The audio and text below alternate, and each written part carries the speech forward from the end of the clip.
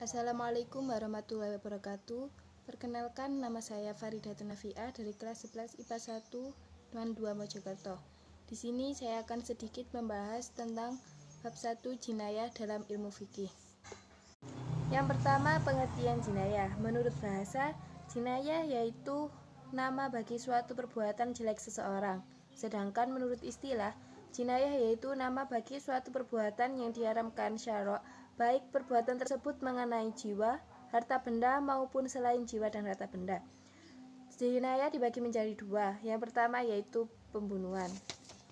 Pengertian dari pembunuhan. Secara bahasa, pembunuhan yaitu menghilangkan nyawa seseorang. Sedangkan menurut istilah, membunuh yaitu melenyapkan nyawa seseorang, baik itu disengaja maupun tidak sengaja, dengan hal yang mematikan dan tidak mematikan. Selanjutnya, macam-macam pembunuhan yang dibagi menjadi 3.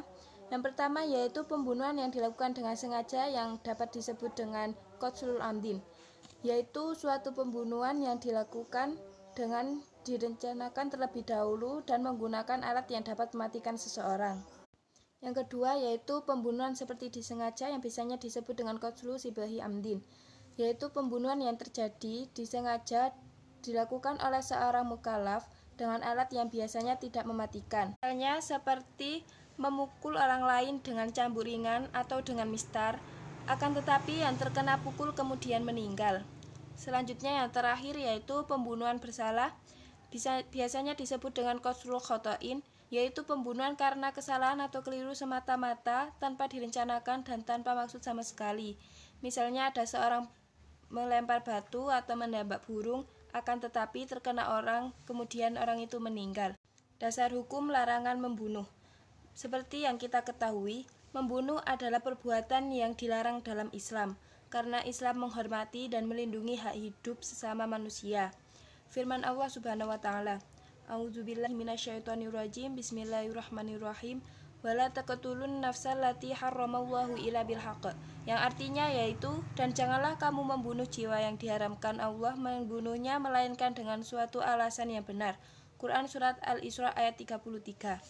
Selanjutnya, hukuman bagi pelaku pembunuhan. Yang pertama, pembunuhan yang disengaja. Hukumannya yaitu diqisas, yang artinya si pembunuh harus dibunuh juga sebagaimana dia telah membunuh orang lain.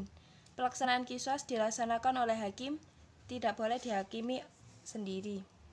Yang kedua, pembunuhan seperti disengaja. Hukumannya yaitu diwajibkan membayar diat mughalazah atas keluarga yang terbunuh dan dibayar secara berangsur kepada keluarga terbunuh selama 3 tahun, setiap tahunnya membayar sepertiganya. Yang terakhir yaitu pembunuhan tersalah atau tidak sengaja. Pelaku pembunuhan tersalah tidak diqisas, melainkan diwajibkan membayar diat mukhafafah atau denda ringan yang harus dibayar oleh keluarga pembunuh kepada keluarga terbunuh. Bayarannya dilakukan selama 3 tahun, tiap tahun sepertiganya. Selain harus membayar diat, pembunuh tersalah juga harus membayar kifarat. Yang terakhir, hikmah larangan membunuh. Yang pertama, manusia tidak berbuat semena-mena terhadap harga diri manusia. Sebaliknya, ia akan menghargai keberadaan manusia. Yang kedua, manusia akan menempatkan manusia yang lain dalam kedudukan yang tinggi, baik di mata hukum maupun di hadapan Allah Subhanahu wa taala. Yang terakhir, menjaga dan menyelamatkan jiwa manusia. Macam jinayah yang kedua yaitu penganiayaan. Penganiayaan adalah perbuatan menyakiti orang lain yang mengenai badannya tetapi tidak sampai menghilangkan nyawanya. Selanjutnya, macam-macam penganiayaan ada 5.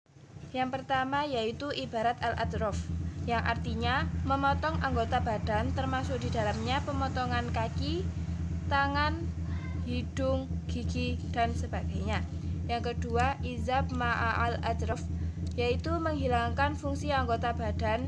Anggota badan yang dimaksud itu tetap ada tetapi tidak berfungsi, seperti menjadikan korban tuli dan bisu. Selanjutnya yang ketiga, asyaj, yaitu pelukaan terhadap kepala dan muka secara khusus.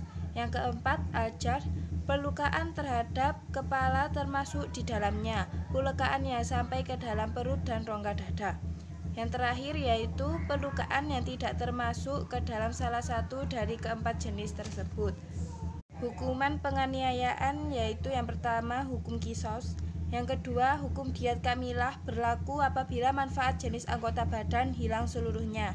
Yang ketiga, yaitu hukuman diat ghair kamilah berlaku apabila manfaat jenis anggota badan hilang sebagian dan yang lainnya masih ada. Yang terakhir, hikmah dan tujuan hukuman penganiayaan.